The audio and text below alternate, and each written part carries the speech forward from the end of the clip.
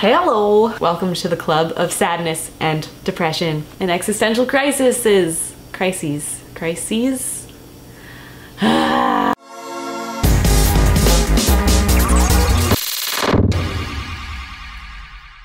Hey friends, my name is Steph Koza and today I'm going to be talking about BoJack Horseman Season 4. I'm flailing my arms a lot because I'm really excited about this. BoJack Horseman I've been watching since Season 1, since probably like the day it came out. I don't know what it was about this show, I just was really interested in it from day one. And when I went into this, I was innocent and pure, and I thought, oh, this looks like a nice, funny, sitcom, cartoon kind of thing. I was like, oh, this will be nice background noise, this will be just like a cool, casual thing to watch when I'm bored. No. BoJack Horseman will tease you and trick you into thinking it's a nice, funny, lighthearted comedy, and then it'll rip your freaking heart out and stomp on it on the ground until it bleeds and explodes and poops on your face.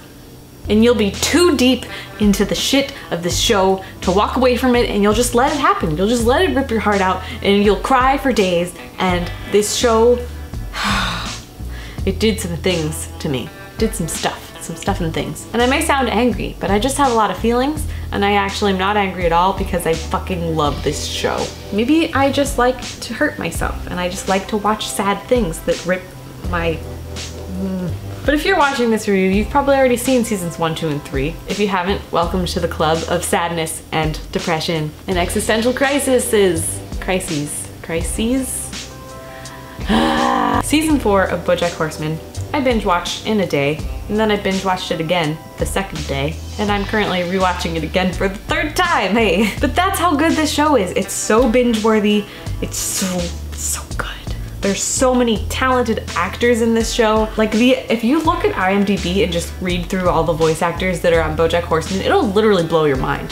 There's a million of them, and they're all just so good. So the trailer for this season set it up as if it's like BoJack has left, because that's what happens at the end of season 3. BoJack leaves and we see him staring at these horses that are running away, and then it just ends and it's like, what? For the beginning of this season, BoJack is gone, and the entire first episode, I'm not gonna spoil anything, don't worry, there are no spoilers in this episode, but for the entire first episode, he's not really there, and it's just everyone else left over, and so we're watching everyone else's lives, like Mr. Peanut Butter and Diane and Princess Carolyn, and it's very, very strange. It's a very bizarre way to start a show where your main character isn't there. And there are also some really weird things going on in the final credits song of that first episode. It made me feel really uncomfortable, and it was weird, and it was really well done. Like, it was great and masterful, but it made me feel so weird. But this whole season is kind of about BoJack's family. I mean, it's about a lot of things, but that's sort of the forefront of the show. It's about his mom, it's about some other members of his family, and it's a lot of backstory and just like really intense shit. But it still upholds its like, this is a comedy show thing. Like, it's still really, really funny, and there are a lot of great storylines that are just like fun. BoJack Horseman, yay. But every single episode has something in it that's just like, hey! And there are a few episodes that are 100% absolutely heartbreaking. And every single one of them is done so well. Episode 2, holy shit, man. The second episode of this series is done so beautifully. Like, the animation and the style of the storytelling is one of the coolest things I've ever seen. And honestly, if you are thinking about starting this show and you haven't watched it, first of all, I'm not really sure why you're watching this review because it's season 4 and you might be a little confused. But anyways, watch BoJack Horseman and don't make an opinion until you finish season 1, because like the first half of season 1, that's the part I was telling you about that tricks you into thinking this is just some silly, lighthearted comedy cartoon, and then the second half of the show just stomps on your face. In a good way. I'm not a masochist, it's fine. I really do think this season is one of the most beautiful seasons that has come out so far. It's so brilliant. And there are 2 episodes in particular that I think are just absolutely heartbreaking and amazingly written and beautiful and tragic and just... it'll make you feel things. It'll make you feel a lot of things. If you're wondering, that's episode 2, and then the second to last episode. That one is dark. Like, that's another thing. This show gets pretty dark, and you never expect it to get that dark. And I honestly thought the show had gotten pretty much as dark as it was gonna get, because it had gotten pretty dark. And then the second to last episode came, and I was like, oh, so there's no line. It's just in the abyss.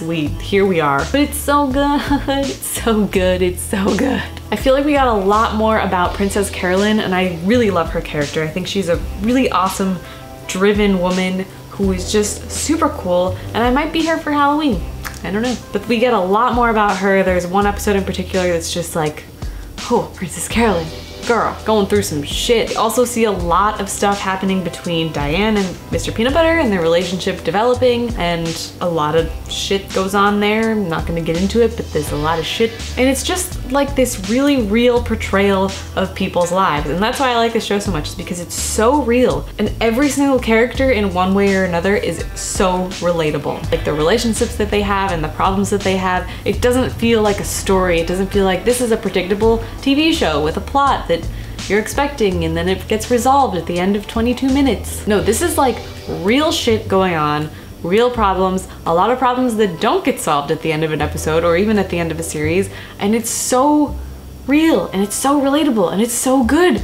And I love it so much, and I need you to go watch it because so many people don't know about this show, and I just don't understand because it's so wonderful. It's a gift we've been given, wonderful and amazing, and every time I watch it I kind of want to cry a little bit, but it's okay. The show has definitely given me some pretty rough existential crises, but I still love it. I'm really not doing a good job of convincing you to watch this show, but just trust me, it's great and it'll change your life. Well, that is it for my BoJack Horseman review. Let me know if you guys watched season 4 and let me know in the comments what you thought about it, maybe what your favorite episode was, or just anything really. I don't know. I'm up for anything. And if you watch the show, let me know what your favorite character on the show is. Mine, I think, oh, this is tough. Why did I do this to myself? It's a 3-way tie. No?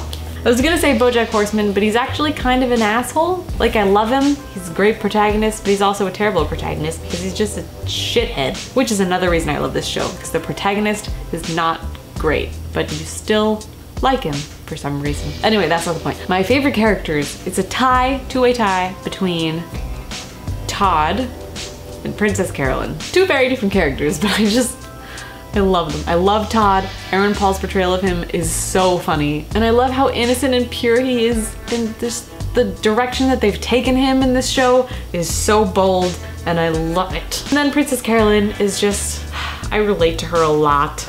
Like a lot. And I just really love her. She's so awesome. So yeah, that's my review. Thanks for watching. I'll see you next time. Bye.